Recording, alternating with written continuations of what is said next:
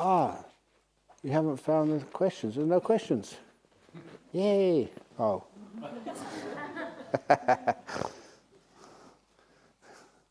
Here we go. It's going to be a late night. See what happens. Okay, for the first question this evening. Dear Ajahn Brahm, we visited your cave today. We were speechless.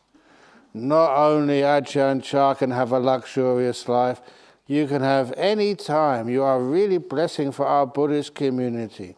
Not only learning from you, even seeing you makes us really happy. You are such an inspiring monk. This is really nice. Who wrote this? That's my writing, isn't it?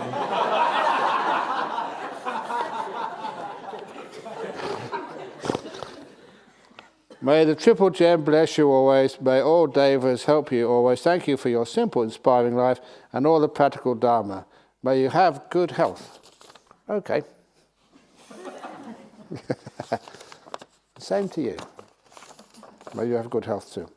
During last evening's question and answers, you mentioned we don't need to improve because it's already good enough. How to do that in a working environment? Stop working. As an employer, as a boss's supervisor, we continuously need to improve ourselves to be a good role model. Please advise. It's always like this idea in life, always improving. Always like improving our home, always improving our lifestyle, always improving everything. And then sometimes you realize, where have we got to with all these improvements? Has it really improved? Or has it got worse? Sometimes it's really quite embarrassing to say it's got worse. We've done all this hard work and it would have been just as good if we'd have done nothing. But anyway, there's enough people, like what happens on this retreat here, do the interviews, there's still lots of people think about how to improve things. So you can be one of those elite few who doesn't have to think about improving anything. Let other people improve things. You can just be there. And be like in every experiment, you need, what's it called, that control, yeah. I don't like control, that's a bad word. But you can be like the control or something, the one they compare everything to. So you don't have to improve at all. Aren't you perfect enough? If you try and get yourself better, even more improved, sometimes you end up making it worse. It's a weird thing, even with mental disabilities. Sometimes it's an interesting part of our life. For many years, we wanted to get rid of people who were weird or strange or didn't fit in. But then sometimes it's not they didn't fit in, it's just we couldn't fit in with them. We were in the majority, but nevertheless, I remember seeing this article about schizophrenics, and they were just not trying to deny, when they saw heads rolling on the floor, which was totally impossible for someone like me, but then for them that's what they saw. So instead of denying what they saw, they said, oh yeah, that's okay, make sure you don't step on them or something. And they were acknowledging the truth of their perceptions in their framework. That truth of their perceptions in my framework didn't fit, but your perceptions were like that. And just the very fact that they were being recognized and respected made a lot of difference to them. They could actually calm down and they weren't so uptight and tense, which made some of those delusions even worse. So a lot of times the idea of, you're not big enough, good enough, we've got to improve you. You know where that gets to, don't you? That's why, somebody is gay. I can improve that. I can get rid of that. I can convert you to being same as what you're not. And that's really gross. Or you may have maybe your family could find out you're Buddhist. Okay, we can convert you to being a Christian. why do people want to improve each other instead of respect each other? A lot of time we think, well, some of these things, you should improve. Do you? And if you're a victim of the improvement movement, you know what it feels like. They don't accept you into their, like their family, into the community. They want to improve you first of all, and then you can be accepted and loved. I prefer to love first. And improvement, sometimes it happens, sometimes it doesn't, but you don't have to. Do you get the meaning of this? It's a very powerful thing, but it's nice to see, especially in our Western world, over the years I've been alive, there have been people who have some sort of physical or emotional differences. I'm not going to call it deformity. They're different than others. Why do they have to be excluded or improved first and then you can be included? And that's just, it's like you're being rejected. Anyway, so, and for you, look, I've watched each one of you over the last 9 days. You're perfect enough. You don't have to improve. I'm not going to give you an F mark. And if I did, what does F mean? Fantastic, yes. I don't try and improve. Can an enlightened being be able to confirm if another is enlightened? No.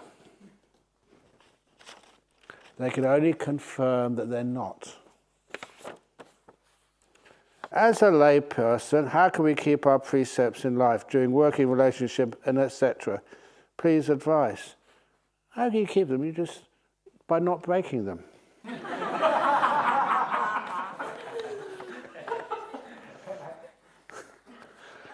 Honestly, when I was a lay person, I wasn't born a monk. So when I was a lay person, sometimes the 5 precepts, I would go to the Thai temple in London, because that was like close by. One little point there was a Sri Lankan temple, even closer to where my parents lived in London, but I never went there because I never knew it existed. And I actually complained to the monks afterwards. They took the point. They said, when you go anywhere, you always tend to go in a car. We don't see you, lay people don't see you, monks. And I said, that's really wrong. You should actually get out and get a bus or get the train or walk so people see you. Because if I'd have seen the monks in Chiswick, I'd have gone to meditate with them. I was a really keen Buddhist, but I could never see them. I didn't know they existed. Of course, the Sri Lankan community knew them because they were well known amongst the Sri Lankan community, but for a Westerner, I didn't know where they were. But anyway, I went to the Thai temple. I could see where they were. And they were very glad, actually, that they were very glad when I became a monk. And the reason they were glad when I became a monk was about for 3 months beforehand, before going to Thailand to become a monk, I would go on my motorbike there every morning and to do the morning chanting and meditation. I was really keen. And many mornings I've been knocking on the door because they were all asleep. I would wake them up in the morning. That's how keen I was. And I'd wake them up in the morning, oh, you again. Okay, so they had to do some chanting and meditation. And then they were so glad that when I went off to Thailand to become a monk. Yeah, you got it. Anyway, I was going somewhere else with this, wasn't it? Oh, keeping your precepts. So I was going to the Thai temple a lot, and then one day one of the monks asked me, you've been coming here a lot. It's about time you took the 5 precepts. And I actually asked him, what are the 5 precepts? This is true. And he said, the first precept is not destroying any living beings intentionally. And I said, look, I'm a vegetarian. I was a vegetarian then. He said, okay, fair enough. You don't need to take that one. Not sort of stealing. I said, I never steal. I used to when I was a kid because I was really poor. And if you wasn't really stealing, but if they went on a bus, on London Transport, if they didn't ask for your fare, that's okay, I wouldn't pay it. But then it got to the point I didn't feel comfortable with that. So even though they never asked for my fare, I said, you didn't ask me for my bus fare, here it is. And sometimes some of the bus drivers looked at me really strange. Anyway, and third precept, not committing adultery or sexual misconduct. And look, I said, I did have girlfriends at that time. Actually, I should be more precise. I did have a girlfriend. I never had 2 girlfriends at a time. That's not fair. So I was keeping my precept there. And of course, not lying. I said, I didn't feel good about lying, especially that the people I talked to were your family, your loved ones, your friends. And of course, the last one of not taking alcohol or drugs. And by that time, I'd given up alcohol. I remember at university, the last time I took alcohol, I don't mind telling you this, scholars' dinner at Cambridge. I was actually a scholar at Cambridge, so I did really well in the entrance exams. So the scholars and the professors attached to that university, or attached to each college, would always be invited for the scholars' dinner. And it's all for free, but that was like a 9-course meal. And it started off, this is the best food in the whole college. It was really high class. Started off with sherry in the gallery, which was built by Sir Christopher Wren, all very old, famous buildings. And they had butlers, the real butlers, with tails coming out the back and stuff. And they would be walking around the table in the gallery with some of the very best sherry. And with my friends, the first year, instead of theoretical physics, I was doing maths the first year.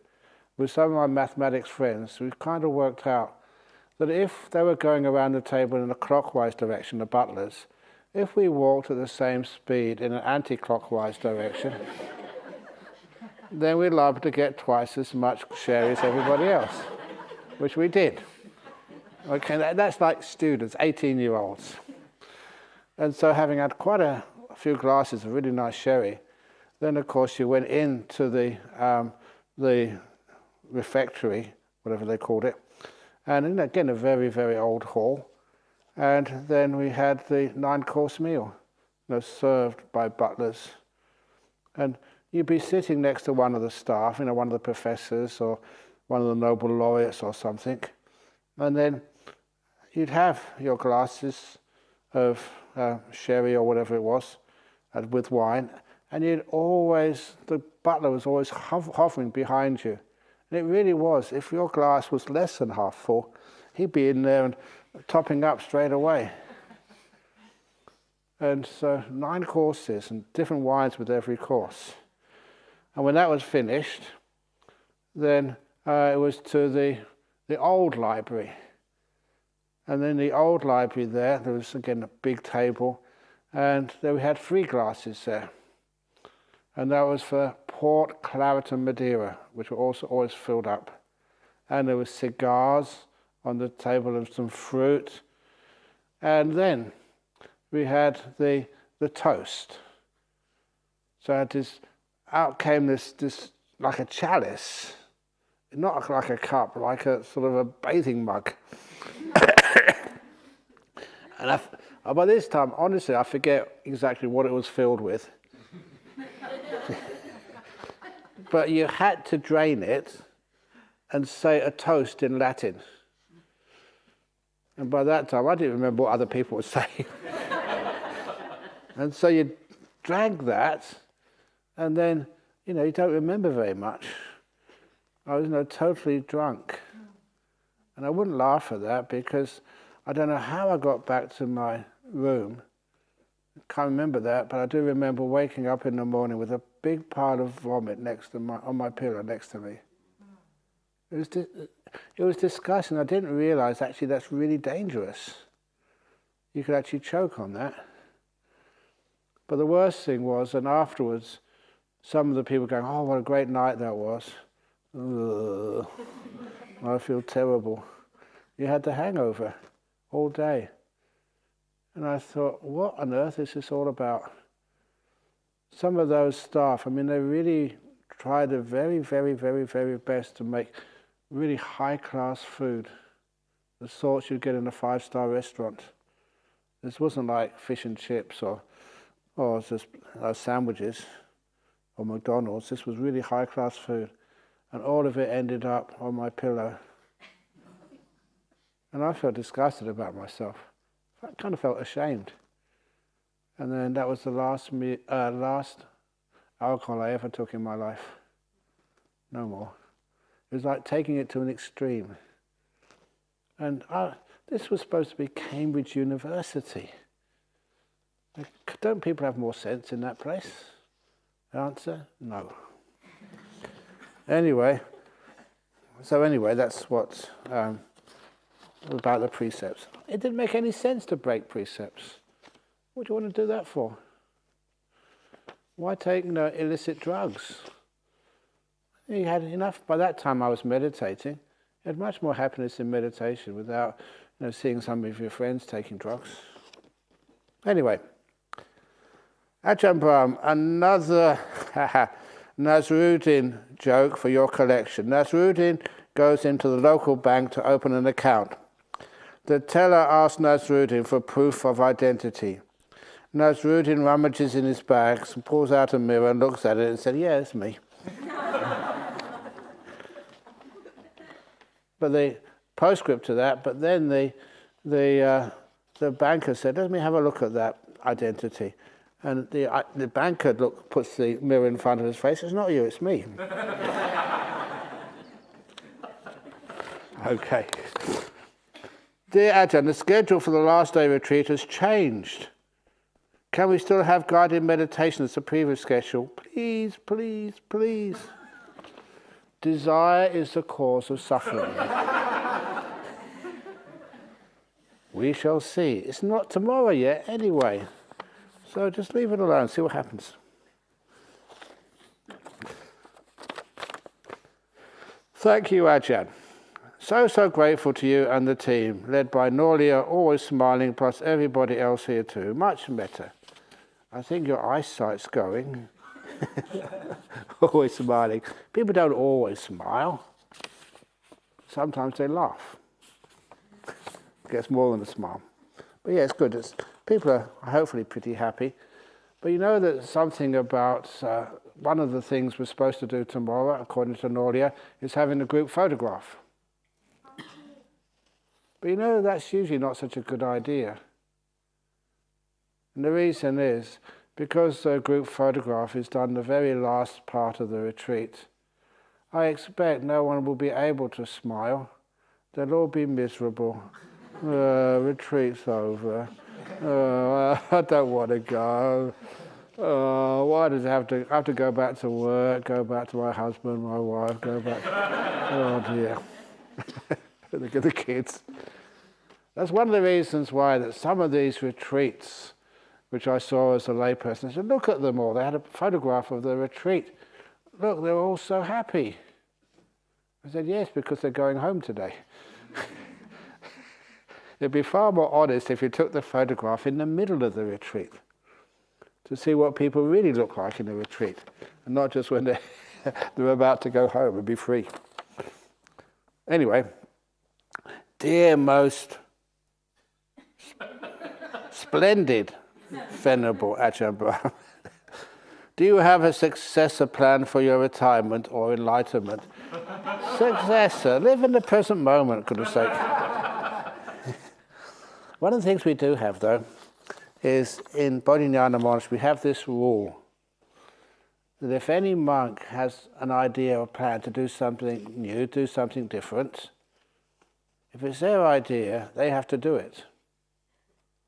That's a lot of monks that don't give me any ideas because they know it's blooming hard work. So whoever had that idea, do you have a successor plan for your retirement or enlightenment?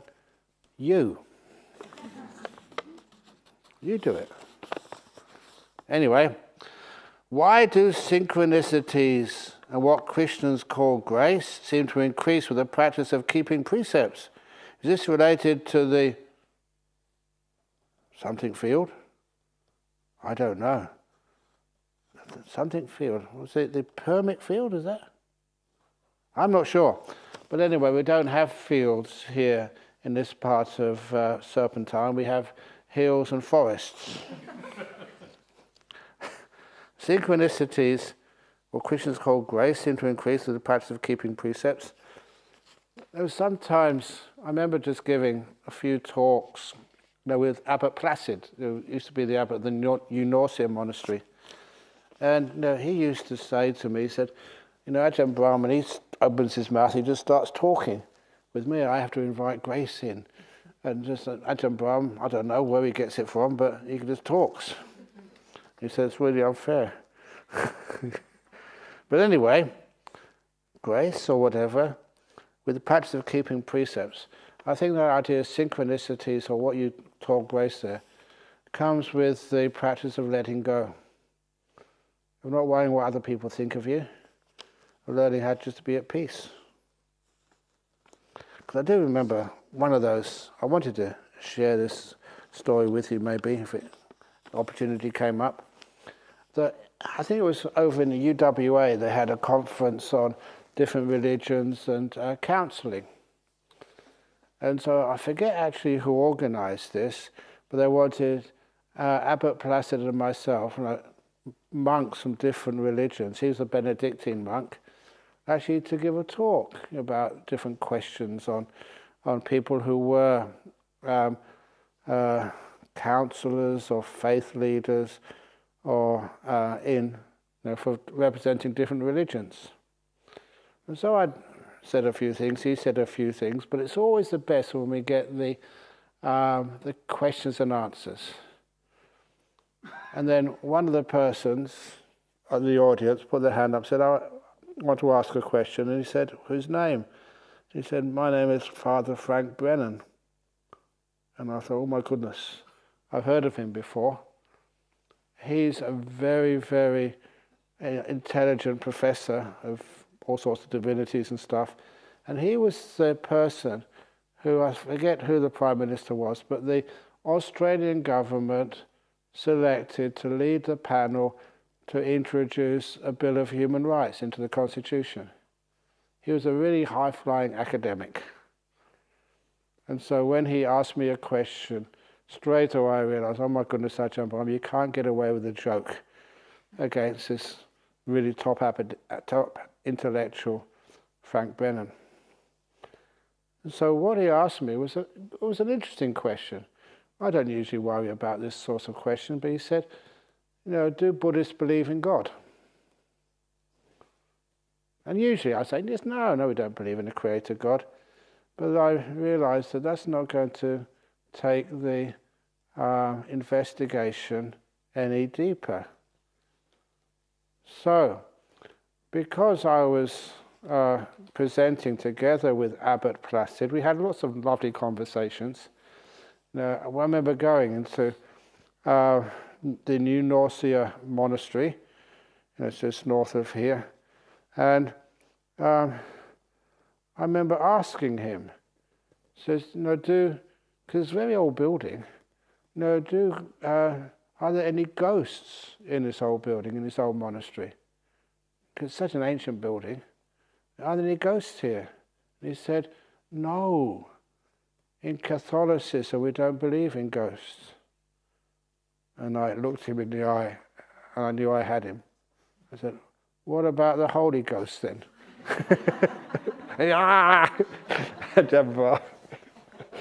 It's just a trick question, I caught him.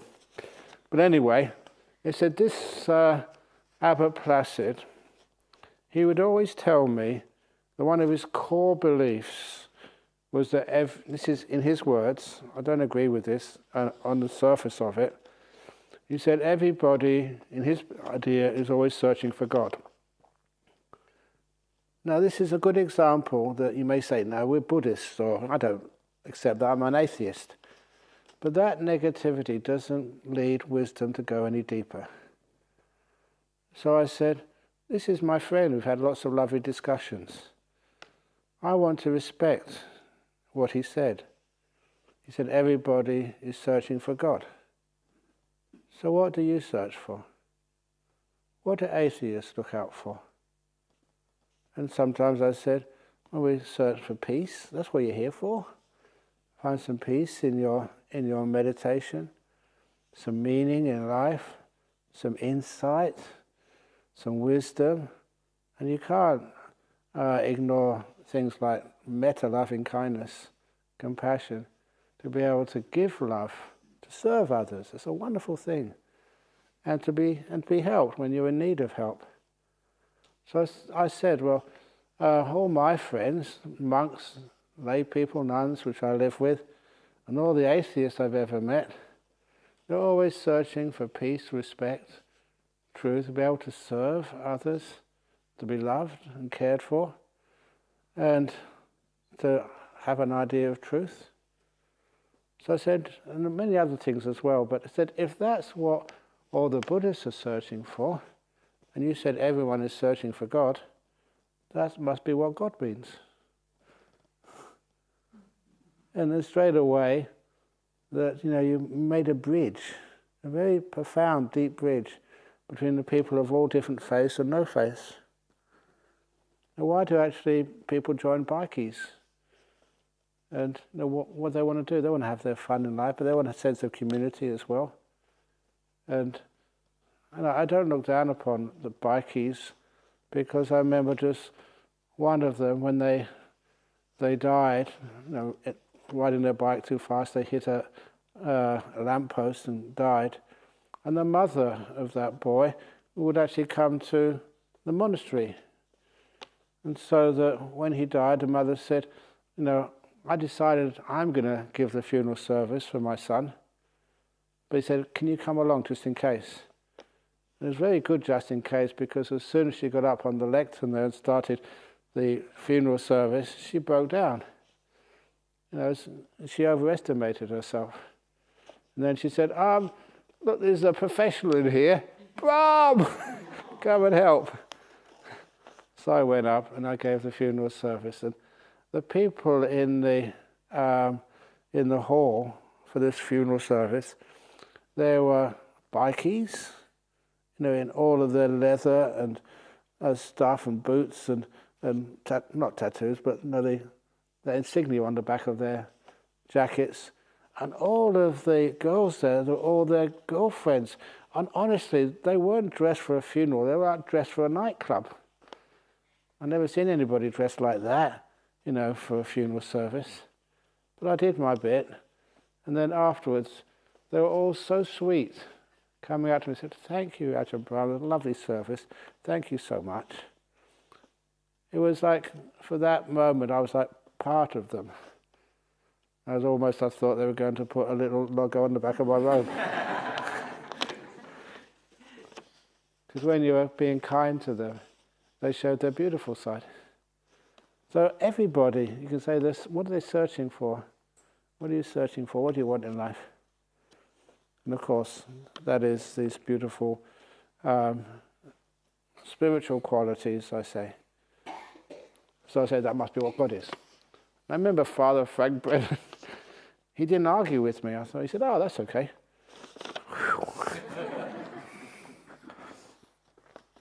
How is it that when I sit outside or in the dining room, I'm able to drop into a quiet pool of peace and contentment very easily?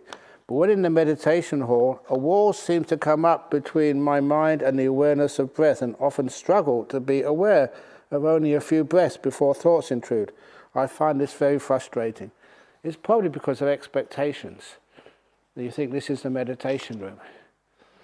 Look, there's another phenomena which I've seen very often, that people come and tell me in their interviews that when they go back to their room, it's a very comfortable room which you have in your cottages, and they say they can't go to sleep.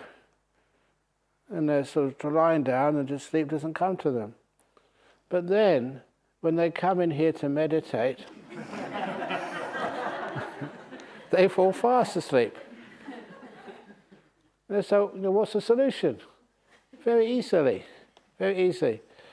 Bring your pillow and blankets in here and try to meditate in here, and you fall fast asleep. Put your zafus in your room and then try to go to sleep. You'll start to meditate very clearly. Sometimes we look at this place, this hall, this is a meditation room, and that's one of the reasons why it's got some baggage with it. Those expectations and fears, that's what that wall is made of. So if you just come in here and just sit down, and I'm not coming here to meditate, I'm coming here to relax to the max. Just sit here and just relax. If you fall asleep, fine. If you're restless, fine. I'm just going to relax, take all the pressure off me. And when you relax, you find breathing in, breathing out. Oh, this is so nice. Beautiful nimittas. They'll come when you learn how to relax and not try to get something. It's not frustrating, this problem. It's a teacher for you. It's not logical, is it? So, find a different way of doing things. Meditate to relax. Dear Ajahn, how do you deal with a narcissistic person who gives wonderful retreats, just amazing jokes, and stories which are so profound? So how do I deal with this? I look in the mirror. No. I don't know, that's a word which has come up only recently. When I was young, we never taught about narcissistic persons, but of course I think those things exist. And a lot of times, as you know, a narcissistic person is only just hiding from themselves. They just won't admit they've got faults to them. So when they don't admit they've got faults, if you catch them out at all, you say, "You didn't see that, did you?" You know that I remember just, it's a bit of a shame it's not so sunny these last few days, because just before the retreat started, when it's nice, warm, sunny, dry days, all the joeys were coming out of the pouch of their mums. And they were just bouncing around. I won't say they're hopping, they bounce. Boing, boing, boing. There's lots of energy. But then I do remember one of those young kangaroos, and they were just bouncing through the forest, and they slipped over.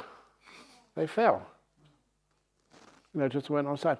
And they looked at me, and I didn't need to read their mind. They were saying, "You didn't see that, did you?" It was an embarrassed kangaroo. So even kangaroos have narcissism sometimes. The nice thing to do is just make a mistake, let people know. You don't need to sort of hide it. I don't know why people want to hide their mistakes. It's much easier, less tense when you can make a mistake. I remember meeting this one fellow, he's amazingly wise and whatever he did, and I asked him if he ever made a mistake in his life. He said, "Yes, I did make a mistake, but only once." And that was when he thought he made a mistake. Now that's a narcissist. Thank you so much to you and all the wonderful volunteers who made it possible for us to participate and benefit from this retreat. It has been a very conducive environment for letting go. You're writing as if this retreat is over. There's another, how many hours to go? It finishes at maybe lunchtime. There's another 16 hours to go, this retreat. Why is it that people are so ahead of themselves? Okay, be honest. How many of you have started packing your bags already? What have you done that for? We haven't left yet. You shouldn't pack your bags until half an hour before you leave. That's maximum. If you're going to leave sort of this evening, fair enough. But if you're leaving tomorrow morning, waste of time packing your bags. Anyway, It has been a very conducive environment for letting go all life's worries, taking ownership of developing our own practice at our own pace. Oh, that's like when we don't have any alarms or schedules. And I didn't actually say that. I remember saying it to one person during the interviews today. That's what we call noble silence. I never explained noble silence to you, did I? What does noble silence mean? No bell silence. No bells. And because we don't have any bells, we have no bell silence. Some people actually win the Nobel Peace Prize. Oh, come on, cheer me up. At least groan. Okay. Especially with no policing or sticks on our backs, but with trust, kindness, guidance, and inspiration. Yeah, from a happy customer, contented and easily satisfied, yeah. Again, some of the things with our world, like we have to trust. I learned this very early on when, we started, Bodhinyana Monastery. There's a lot of work to be done. And even things like building. I say about training Ajahn Brahm. He'd never done any building work before, but I gave him a little rock wall to do. He said, I can't do this, I've never done this before, I'll just give it a try. And I then left him to let him learn how to do it by himself. I trusted him. And that was actually, he said it was an amazing experience because, he doubted himself, but because I just walked away and let him do it, he realized that I had confidence in him, which meant that he wasn't nervous. And he made this wall, which is still there. It doesn't look very nice, but it was still there. And that's where you learn. You trust people. And once you do it, you say, that's where things like 2 bad bricks come from. He said, you only made 1 bad brick? That's unfair. I did too. But anyway, that's where you trust the people you work with. You give them a job, go and do it. And they do a much better job than you'd expect. And if you're given a job, wouldn't you like it if somebody trusted you? You say, look out, can you just clean the hut? They're not going to check up afterwards that you did it. They trust you. What a wonderful gift that is, they trust you. So you do the very best you can. And afterwards you always praise people. Praise gets you everywhere. It was not actually praise, but the old saying that flattery gets you everywhere. So you're such a wonderful retreatants. You are so generous.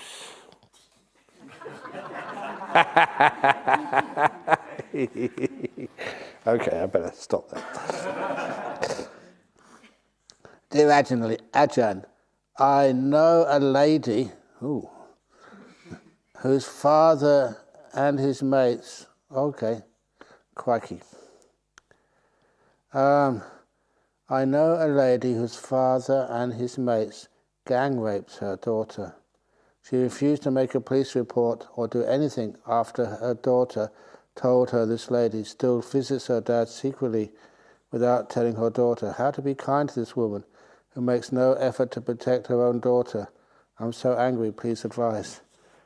I mean, that is an offence. And in a couple of days' time, November the 1st, there is what we call mandatory reporting. So if I'm not quite sure who that daughter actually is, but if she is being sexually abused and you give me any information, I have to report it to the police. Religious workers have to. We're one of the first people, because you know what happened before? people tell these stories to Catholic priests, and the Catholic priests would not tell, keep it secret. And so the Australian government has now made it mandatory. You have to tell. So basically, if you know a lady whose father and his mates gang raped her daughter, you know you should actually tell the police. It's a serious. That's just unacceptable, and we've got to actually look after, our members. And when you don't have any choice in the matter, it makes it much more protective. So, that's serious. I'm not cracking jokes on that one. Dear Ajahn Brahm, how do you love someone? Thank you. There are 3 levels of love. First of all, you have the romantic love. And that's how you love the way the other person makes you feel. So, if you go out to looking for a partner in life, you actually don't love them, but they make you high. The transference of smells and, was it pheromones or something? I don't know the names. But I remember just reading an article on the chemistry of love. And basically, there's interaction of mostly smells, and that makes you high when you're in that other person's presence. You say they're attractive. It's not what their face looks attractive. It's actually just, when you look at them, just the smells which come from their body. And you get excited by them, usually for a couple of years. And they're like any other sort of scent, you get used to it, it doesn't excite you so much. That's why you see in relationships, you say, oh, you turned me on, for the first year, you don't turn me on anymore. And so they go looking for somebody else, except if you have a baby. And then other smells come out of your body, and then that makes it still attractive. That's what it said in a Time magazine a long time ago. You know how much I used to read those magazines. So that's the attractive love, and that means you depend on the other person, for a spiritual, for a happiness high. And then you get the much deeper love, which is called loving kindness, metta. You open the door of your heart no matter what. It's an unconditional love. And of course, that's much more pure, and it doesn't depend upon the other person. You're just being kind, and it does give you a high. It's really fun to be kind. Open the door of your heart to whatever's happening, and it just makes you happy. It brings a smile on your face. That's the second type of love. And the third type of love is even better than that. That's the emptiness. The love of the tennis match. Love all. 0. 0 points. It comes from the French, l'œuf, the egg, because 0 is like an egg. So emptiness, nothingness is the highest part of love. That's why I often say, and it's not just a joke, that the greatest act of love you can do is to let somebody go. Let them be free. To say to somebody, especially when they're dying, my wife, husband, daughter, son, daddy, mum, please, you can go. You have my permission to die. And that's been such a wonderful little piece of advice I've given to many people for so many years now. Because a lot of time, if you're really, really, really sick, you're close to death, one of the last things you ever want to do is to hurt the people you love so much by dying. Deep inside of you, you're hanging on, trying your very best to make sure that you don't die. That's one of the reasons, one of those stories. There was this friend of mine who was a monk together with me in Thailand. Even though he was a Rhodes Scholar from Oxford, and I went to Cambridge, but nevertheless we were still friends. But he got, not scrub typhus, it was typhoid. He got the two strains at the same time. And I was not the senior monk there, but we were trying to look after him as best we possibly could. He was getting sicker and sicker and sicker. Unfortunately, I think it was typhoid. Does that make sense? Two strains? There was supposed to be three strains of it. Anyway, he was getting really so sick, but his good luck was a doctor actually visited the monastery one day, had one look at him and said, get him to Bangkok immediately. So the only way to get to Bangkok from the northeast was in the train. So the doctor said, get him the first class compartment, he's really got to be looked after. And so they went down to Bangkok overnight, and then the doctor arranged for an ambulance to be on the station platform in the middle of Bangkok. If ever you remember Hulangpong station, it was really, really busy. They put an ambulance right in the station to actually pick him up and take him to hospital.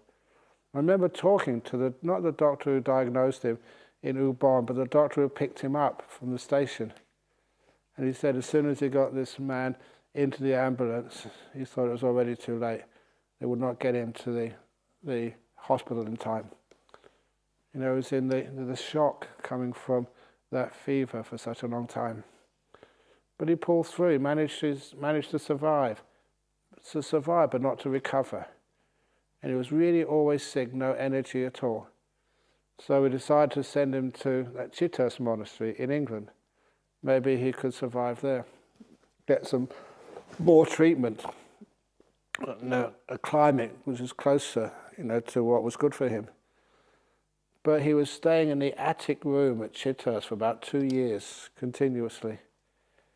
I remember going to visit him, and he would say that, that he could sometimes, on a good day, he could get out of bed and go to the door, but then collapse at the door. He'd never been out of the room for a couple of years. So he was really sick. And then one day, the abbot at that time, that was Ajahn Sumedho, went into his room and said, on behalf of all the monks and nuns who know you in this monastery and overseas, all the lay people, all the family, all the friends, I've come up here to formally give you permission to die. Please, you don't have to struggle so hard and try and get better. And that's where he just started crying. And then he just got better. He disrobed, but he's still alive to this day. You understand the tightness and the stress, trying to get better. All these monks expect you, all the time, the trouble and the expense to try and get you better, and you're failing. That psychology is just really what kills people. So if it's someone you really love a lot and they're dying, please give them permission to die. Sometimes they don't die, they get better. But often they die, and they die peacefully. It's one of the greatest gifts you can give them. So will you do that to me when I get old? Say, Ajahn Brahm, you have our permission to die. No! That's unfair. Dear Ajahn, sorry Ajahn, this is not a question, it says at the top. But if this is not a question, this is not an answer. Okay, that won't be mean. Words are not enough to say how blessed we are to have you. Then why do you write the words then? Thank you so much for your kindness and wisdom. With gratitude, that looks like my writing again. That's very kind of you, thank you. Ajahn Brahm, there is much evidence showing that psychotropic medicines such as LSD, psilos, something or other, can help people heal fairly rapidly from PTSD, depression and anxiety from trauma by opening the mind. Can you comment on the nature of these in-mind altering substances in the mind? I had never taken them, so I can't, honestly, can't speak from personal experience. But if they are, I would say if they're used carefully, and it does actually have good effects on you, then why not? Use it as a medicine, but not as a recreational sort of drug. And there is one person I know, he was actually elected in the state parliament for the Cannabis Society. One of those fringe candidates, and he's supporting the medicinal use of cannabis. And he happens to be our local MP of Serpentine, Jarradale. But he comes up here, he's a Buddhist. He's now an MP, or a senator, I think, in the state parliament. And his background is really interesting. He was a GP in Hong Kong for a while, and one of his patients was like an Indian expat working in Hong Kong who had really bad cancer, and tried everything to try and look after her and heal her, but she was so far gone. They did they did an operation on her, and in the operation she died on the operating table. But it was just a near-death experience. She floated out of her body into the light, and she called it just this union with God for a while, with enormous love. And she came out of that with the insight that the reason for her cancer was that she was trying so hard to please others. And she won't do that anymore. And so when she came to, the doctors were amazed that she wasn't dead. And the first thing she said was, my cancer is cured. And they thought she was speaking crazy speak. But she was sure. And of course, that's when the cancer and all the tumours started to disappear. Her name was Anita Murajani. She wrote some best-selling books and videos. I think she called it like Dying to Live. And that was the patient of our local doctor at Serpentine Medical Centre, who's a Buddhist who comes here. And he said that totally changed his life, that experience. It was real. And that's why he's broadened his attitude, his mind so much now. Why do we sometimes reject some statements when we really don't know what's going on? So that was one of the near-death experiences which she witnessed. And he wasn't a surgeon in the hospital, he was a GP. And he just saw what was happening and just couldn't believe it. But it was happening, it was real. It was Dr. Walker. Can lay people get enlightened, or only monastics? Only monastics, of course. How do you feel? Of course you can get enlightened. But I say that because sometimes what happens is people say that, they get jhanas. And then I look at you, and you say in the interview you've had a jhana. I look at you and said, Asian women can't get jhanas. Mm-hmm. And I say that. And I see what response you give me. If you say, that is discriminatory, what's wrong with women? What's wrong with being Asian? I'm not coming to this meditation center ever again. And I say, well, that wasn't a jhana. If you say, okay, if that's how you feel, that's fine by me. In other words, I can't upset you. Then you realize, that could have been a jhana. So when you say, can lay people get enlightened? Of course they could. But if you become enlightened, fully enlightened, there's a result to that. According to the tradition, if you become fully enlightened, say tonight, in this retreat, then you have to renounce and ordain as a monk or a nun, or you die within 7 days. When I first read it, I thought, that's just, I don't know, it's not, can't really call it tradition, like superstition. But then the more you understand, what happens when enlightenment occurs, you realize just actually how true that is. Because basically, is if you become fully enlightened, the meaning of your life is taken away. The idea of like being a mother or being a worker, being a doctor, makes no sense to you anymore. Remember what I was saying about the will? The will to live fades away. Without that will to live, you can't sustain this body. There's no purpose to it. But if you're not fully enlightened, then that will can continue based on craving and attachments.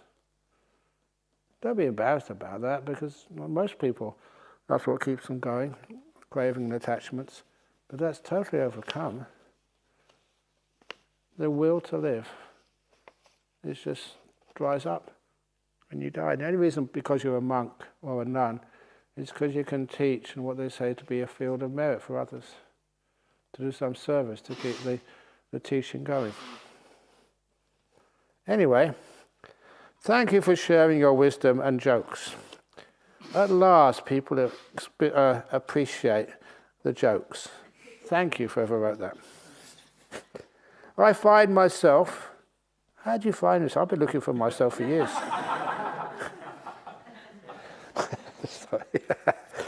I find myself often attaching to my thoughts, which are mostly negative and put me down. How crazy that is. You attach to the thoughts which put you down. That's like, just like being a masochist. Like, why do you do that? Attach to the thoughts which at least build you up, at least it brings you some happiness. Why? It's an important point. Why do we always think negatively? Why do we always love focusing on the 2 bad bricks? That's also why we think we should always be improving.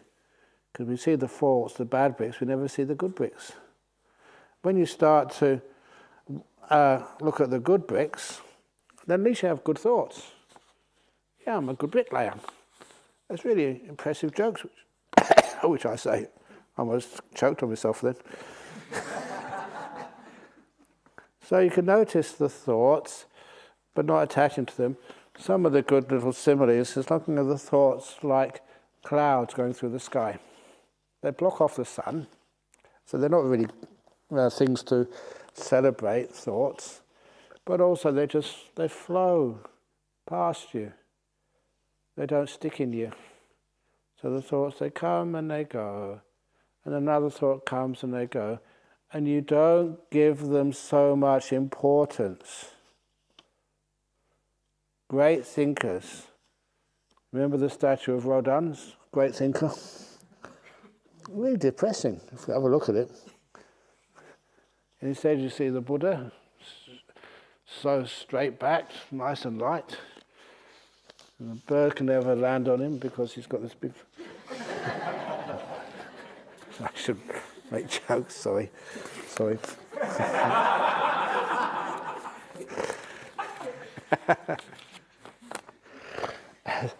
But anyway, why is it in our Western world that we really celebrate thinking,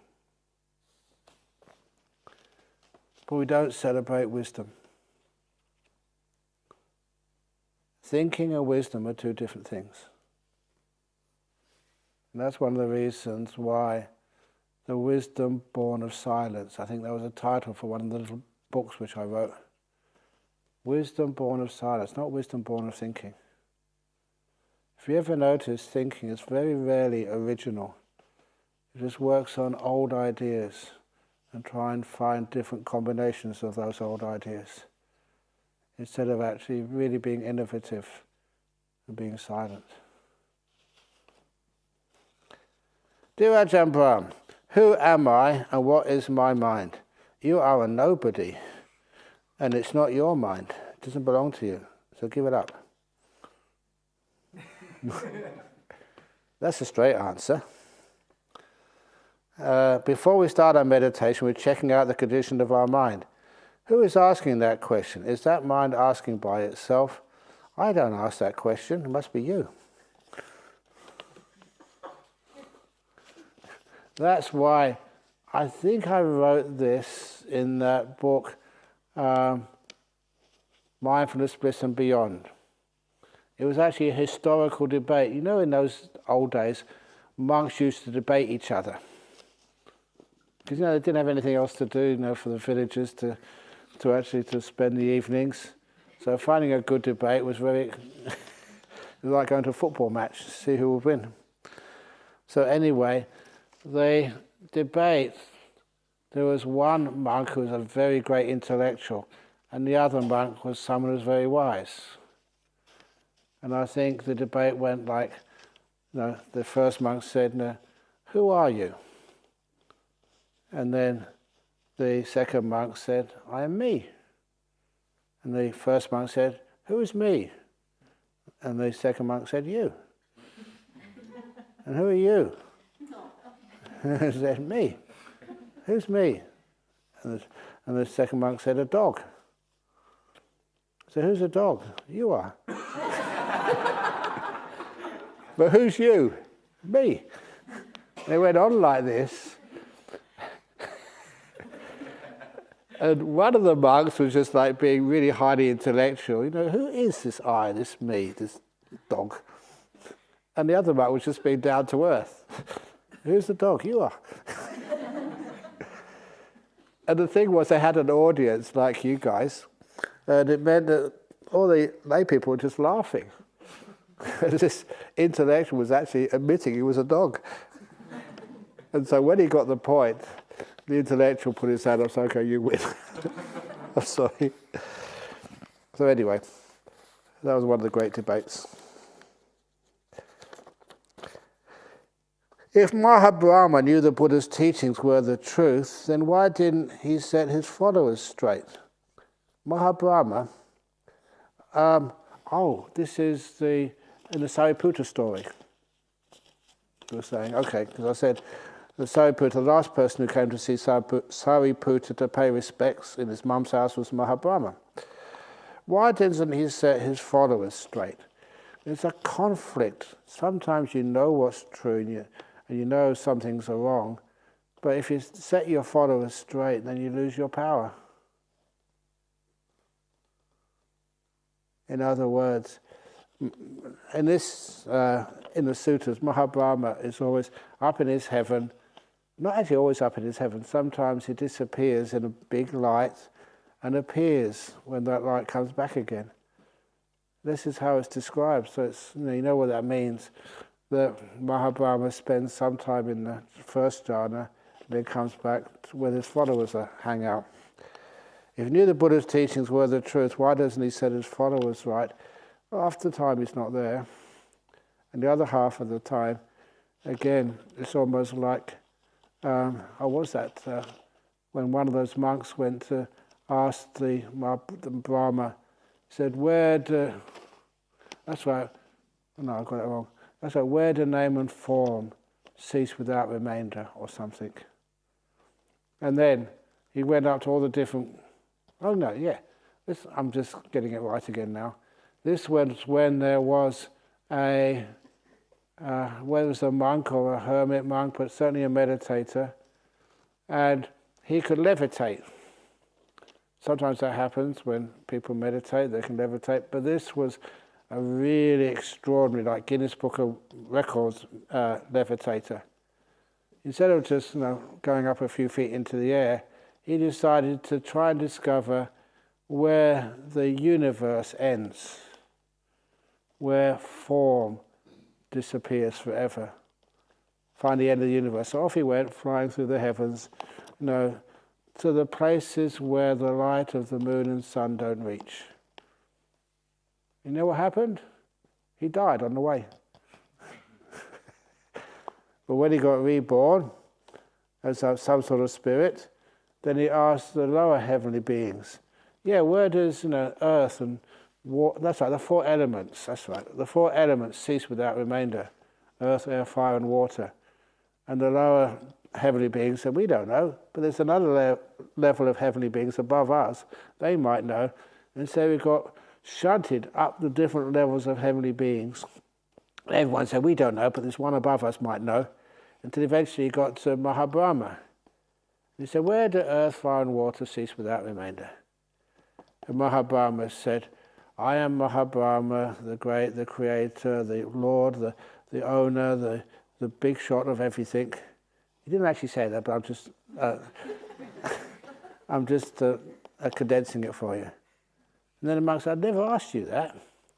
I asked you, where does earth, air, fire and water cease without remainder?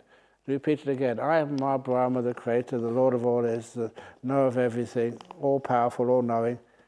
Yeah, I know, you said that already, but where does earth, air, fire and water cease without remainder? And then Mahabrahma repeated it 3 times. You can always do things 3 times in Buddhism.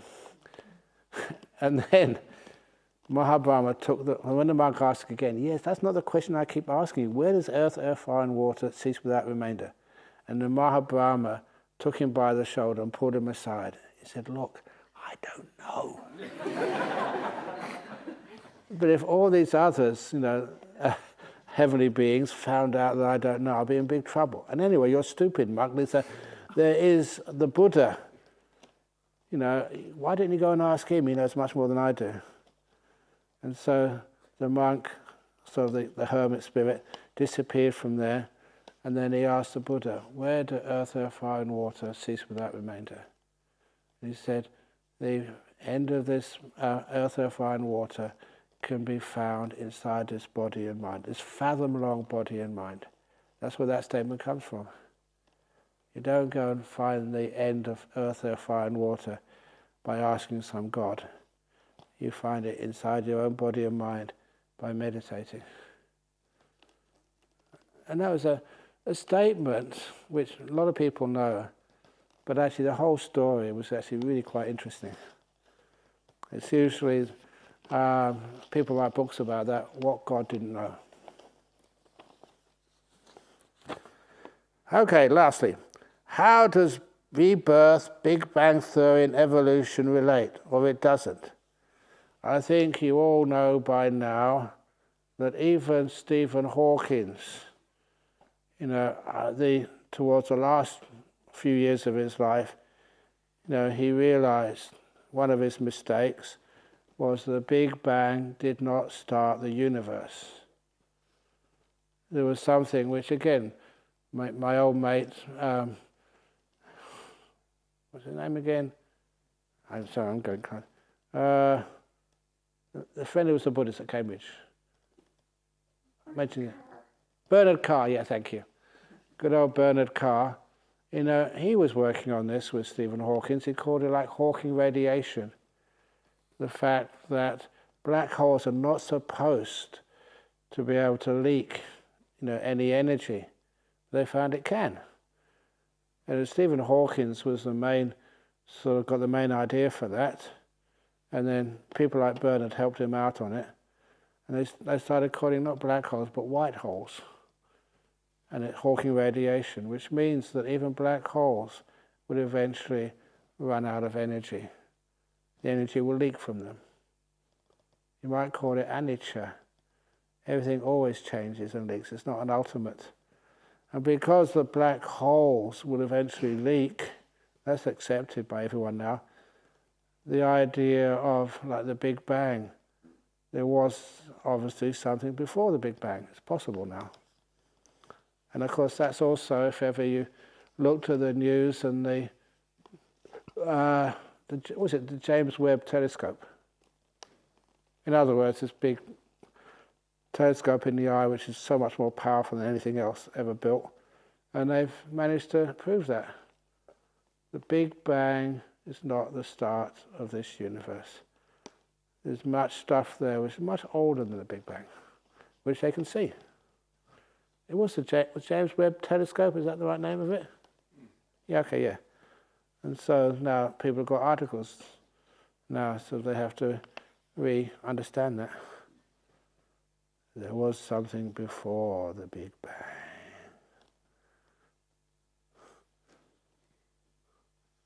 That makes sense?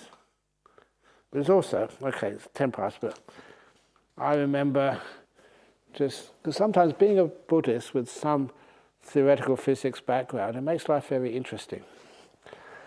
Because I remember just giving a presentation with Professor David Blair.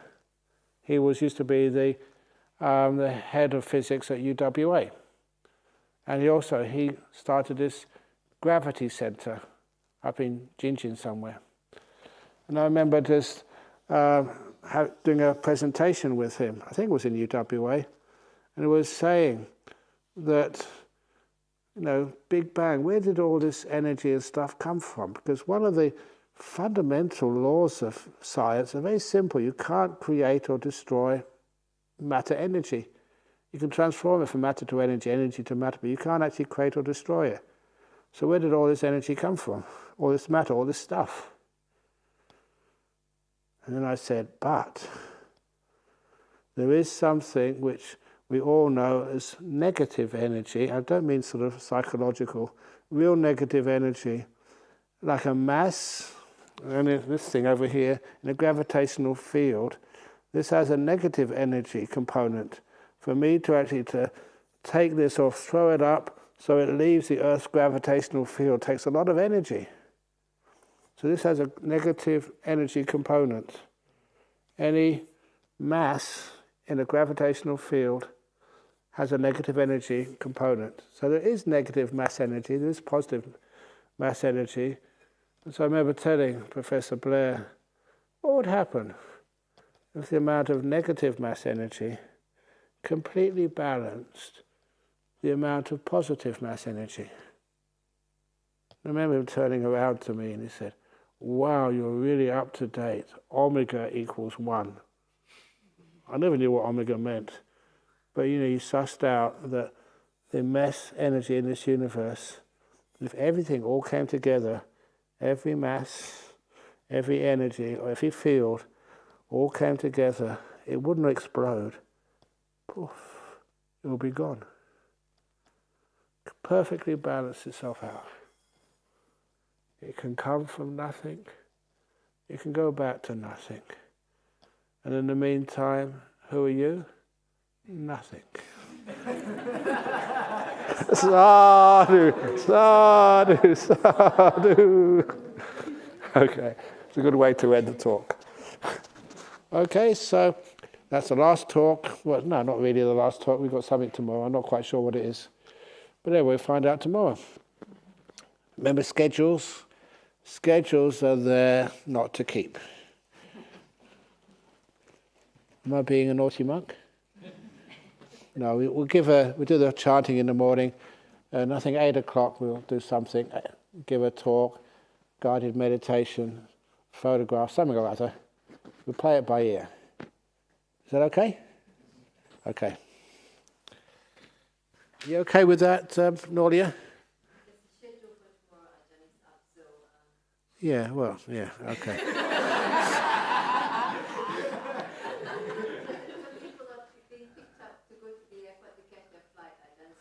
Oh, what time the flight? What time they're going on the flight? I think the earliest departure will be from Jhana group is 12:15. Oh, it's after lunch. Got plenty of time. Keep cool, don't worry. No, poor old, yeah. So 12:15 is the earliest departure from Jhana Grove? Yes. Oh, yeah, should be have plenty of time for that. There should be anyway. Anyway, see what happens. Oh, boy. You don't have to wait for me.